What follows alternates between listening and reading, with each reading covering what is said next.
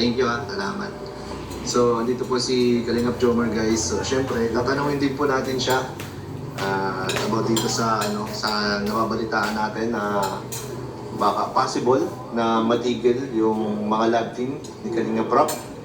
And syempre, alamin din natin kung ano yung magiging reaction niya kung sakaling magkatotoo ito. Ano ko yun? Actually, nung naano kayo parang nakalungkot.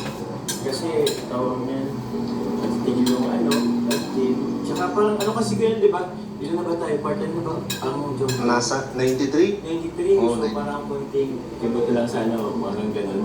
Di ba 100 na, part 100. Pero hindi nakalungkot na baka hindi na tayo dun hindi na rin mabot yung part 100 ng job. So yun, siguro mangyari na lang ito. Ano na, siguro lalabas na lang kami or tayo sa masikal lang pero wala nang vlog. Yun. Anong feel mo? Siyempre malungkot ko yan. Malungkot talaga. Kasi wala man tayo magagawa.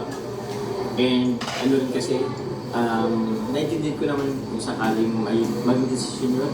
Pinakaling nga pala. Kasi sa lahat na nangyari din kasi yan ang hindi ang musikal sa kanyang parang yun, paano po ba? Palagay mo sa sa nangyayari, may possibility talaga na may stop ba? May possibility po yan. Pero feeling ko maging possible possible siya pero hindi naman yung reason is hindi dahil dun kay MG. Hindi naman siguro dun yung reason. Feeling ko mas may deeper din kasi yung reason kung bakit ito. Ayun. Pero yung kay MG lang ay hindi makagato pa. Ang babaw lang. Hindi naman talaga yun yung reason. Hindi naman yung reason. Ang babaw lang nung So, pwede ring maging reason is yung pwedeng parang rebranding, bagong mga ano ba to? Adventure, ganyan. Saka siguro, feeling ko din, ito inisip ko din, bukod sa adventure, siyempre branding, siguro yung community kasi ang napapansin ko si Kali Kuya Nel is, nagkaanuhan, nagkakaaway-away. Oo, nagkakabangga-bangga. Ito kasi mas gusto na yung isang natin. Parang nagiging toxic siya. Nagiging toxic kasi yung community. Kumbaga nawala yung parang yun yung nagiging isang reason siguro, Isa sa nag-iisip ko, possible na naisip din kanya ko na reason ko yan. Tsaka yun talaga, para sa akin lang.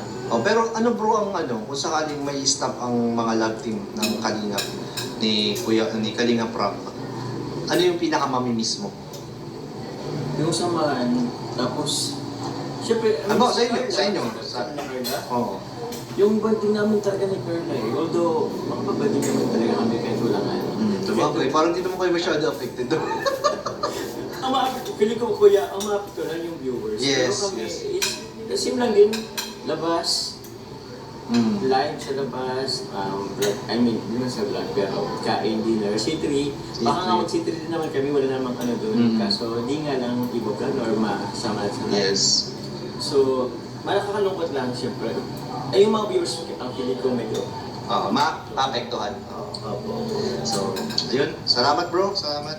Pinagbigyan mo ako dito sa topic natin ngayon. So, maraming salamat. God bless bro. Ingat palagi. Ingat kayo palagi.